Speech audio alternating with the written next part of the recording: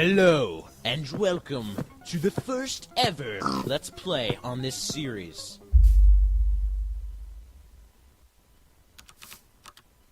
That's weird. Anyways, hello and welcome to the first ever Let's Play.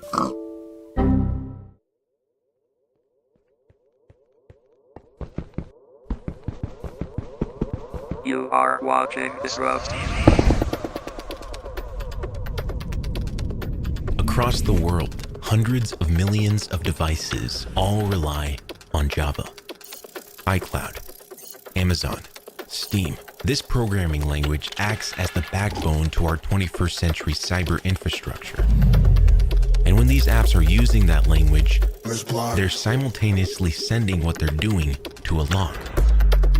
The log gives developers an overview of anything from software errors to simple processes. And in the case of JavaScript, a popular log type is called log4j. The message is from an employee of the Alibaba cloud security team.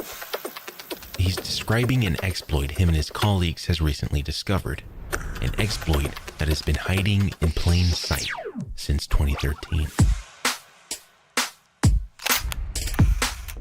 For every picture that is taken of this forest, there's one snake. And it just so happens that on this snake's scales is a specific string of code. This code can be placed anywhere text is written, an email, a username, or a Minecraft chat message. That's weird. And since the bad actor in this case is constantly sending messages through chat, whatever he types is also sent to the log. In this case, the expression hooking into the victim's IP address, forcing him to run the code, and subsequently run the malicious program.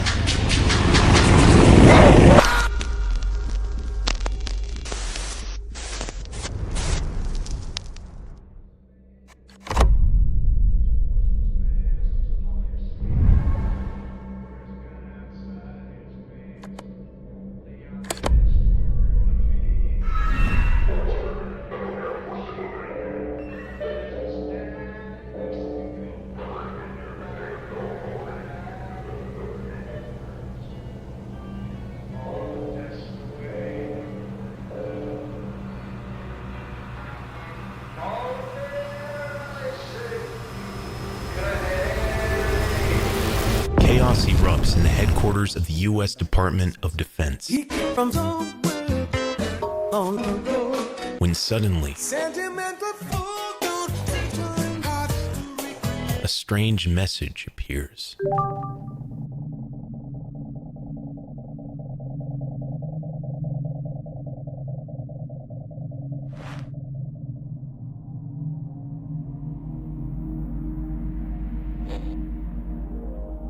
A mother dresses up her son for school, and he inquires about the discovery of planets.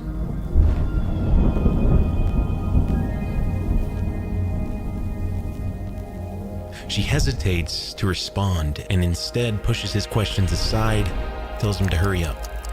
He's running late. He's aware. He's going to a place he loathes. Gary is not among the brightest of children, according to the stereotypical definition of society. He struggles at school. He's barely able to keep with the inflow of information that he considers useless. He understands nothing in class and he has no friends. He gets bullied. He's a textbook definition introvert, and he spends his time reading books on astronomy, contemplates the stars.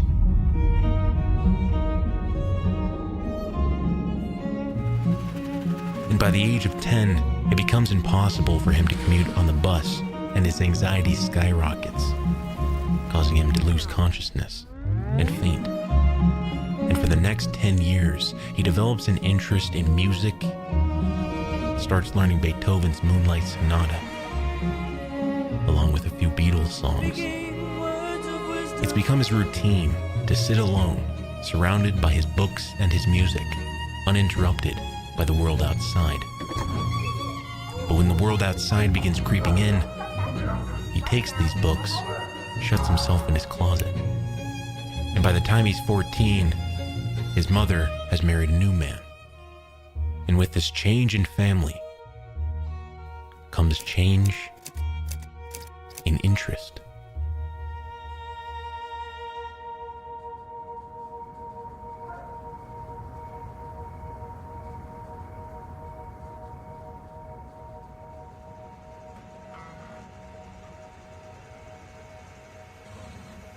He spends most of his time surfing the internet, reading up on space.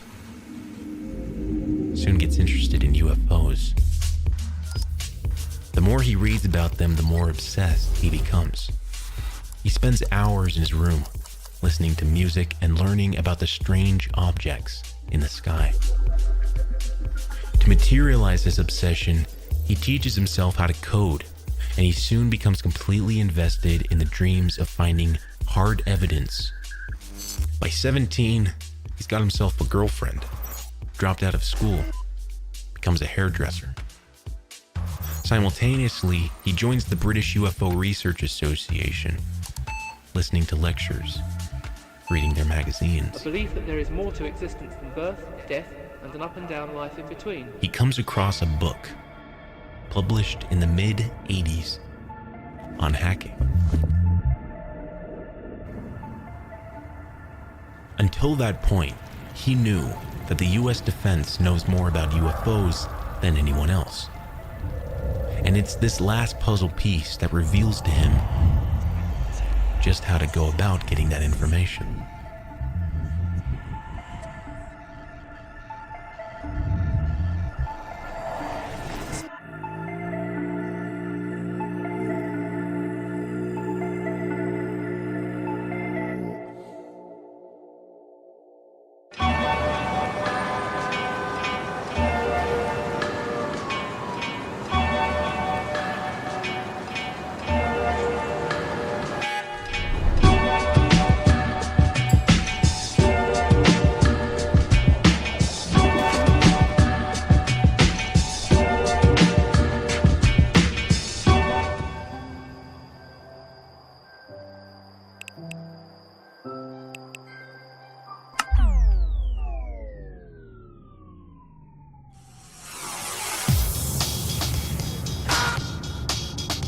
After receiving the email, the Apache Software Foundation begins immediate work. They're trying to fix the exploit before it becomes known to all. But it was too late. Like a match in a dry forest, the Log4j exploit, now referred to as Log4Shell, is beginning its spread. The severity of this exploit is raised from a 3.7 to a 9.0. What makes this fire so spreadable is its simplicity. A relatively unskilled human, aka a script kiddie, can now, in theory, set a spark by sending a hidden threat. A threat like ransomware.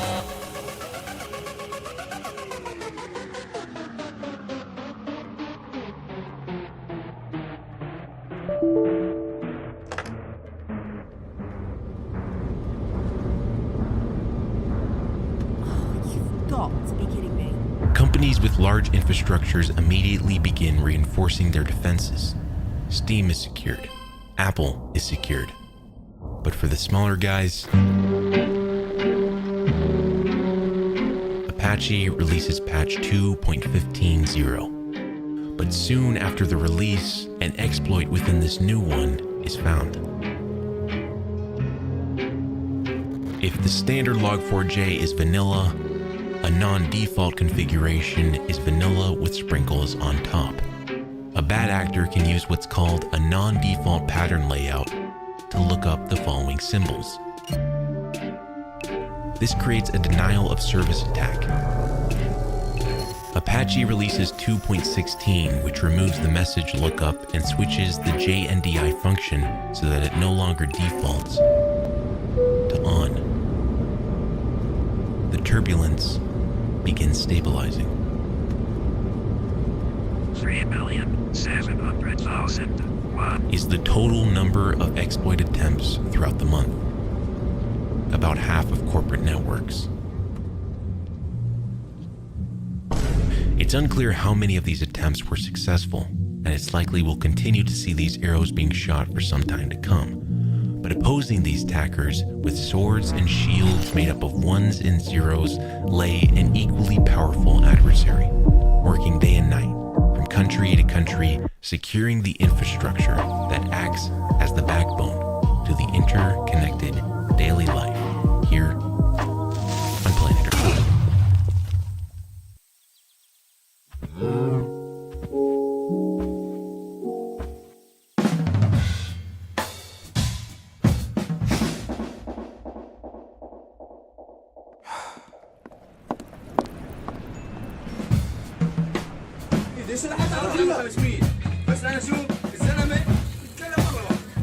Good day, friends, neighbors, and opponents. He's a hacker, but a kind of a gray hat hacker. نعم نعم نعم المرقص لا تقول مرقص. The man sitting in the corner is watching. Sir. I would say from the get-go, I don't feel that I'm the opponent of anybody in this crowd. You may feel differently. And I respect your right to do so.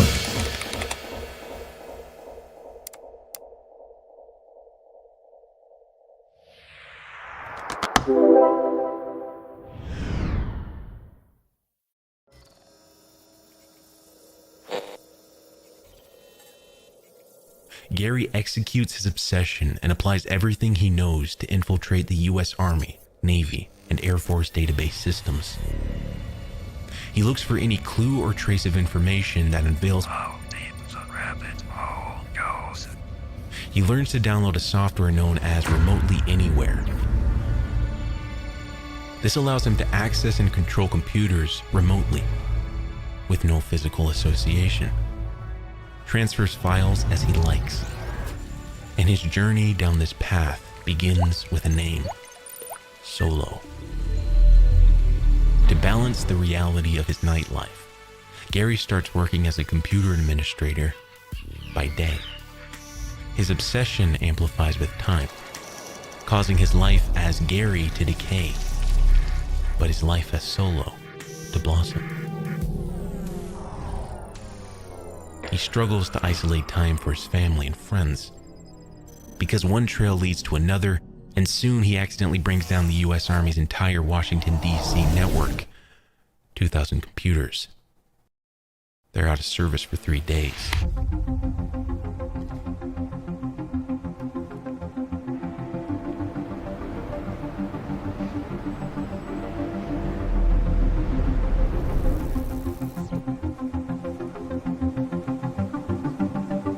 In a small apartment buried deep in London sits Solo, who is now a quiet 36-year-old Scot. It's a bizarre night for the world out there, but inside, victory awaits.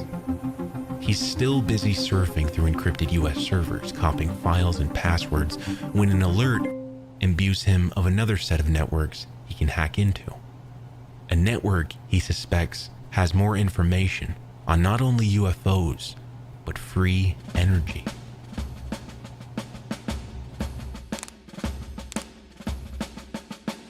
Solo deploys his weaponry as codes painted on a blank canvas, but the Earl Naval Weapons Station is fortified. After a few attempts, he finally finds his way in and explores the network. It's labeled as the biggest military computer hack of all time. This chaotic catastrophe forces the US military to deploy its teams to control the situation as quick as they can. The lack of protection and strong passwords on vital military networks lures Solo into continuing his quest for alien anti-gravity devices, and followed close behind is the Fed. The United Kingdom's National High-Tech Crime Unit traces Solo. to a flat in London.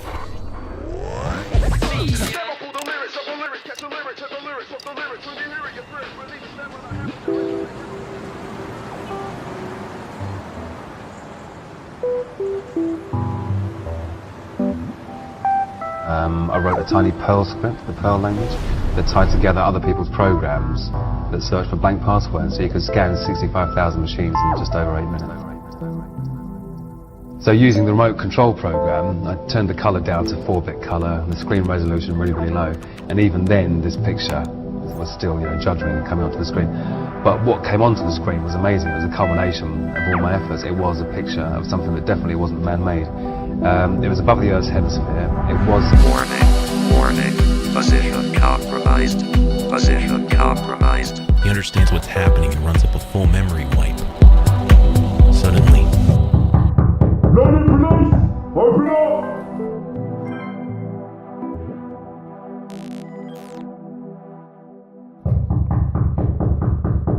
The hacking spree that lasted 13 months from February 2001 to March 2002 comes to an end.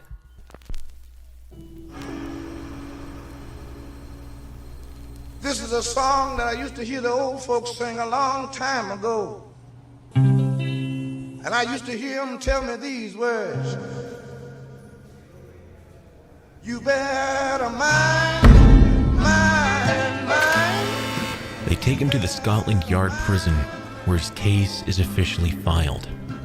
You know my God. And the shocking revelation shudders Gary's world. And this what he's doing. When he learns that the US government is involved in his arrest. And you better mind. He's facing a life sentence. And you better mind. His mother organizes a campaign to spread awareness.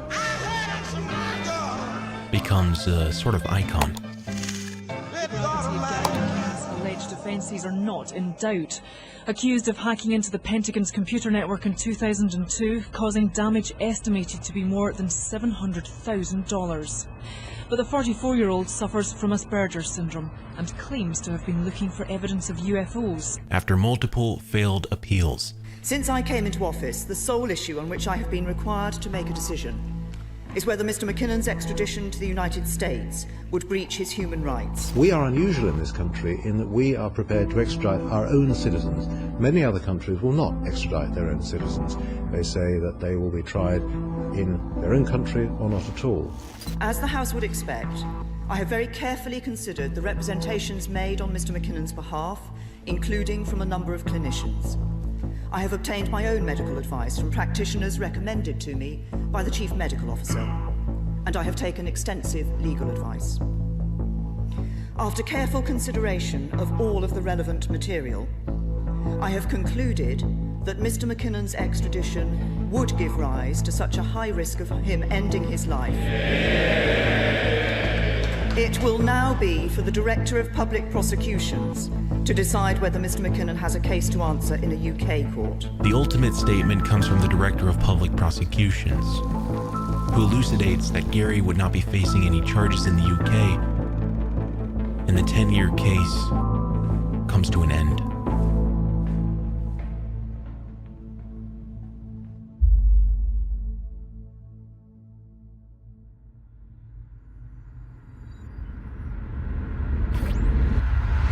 Is it possible this is an artist's impression? I don't know. No, for me it was two coincidences. It was more than coincidence. I mean, this woman had said, this is what happens in this building, in this space center. I went into that building, that space center, and saw exactly that. And the folders were even called unprocessed and processed, or raw and filtered or something, so...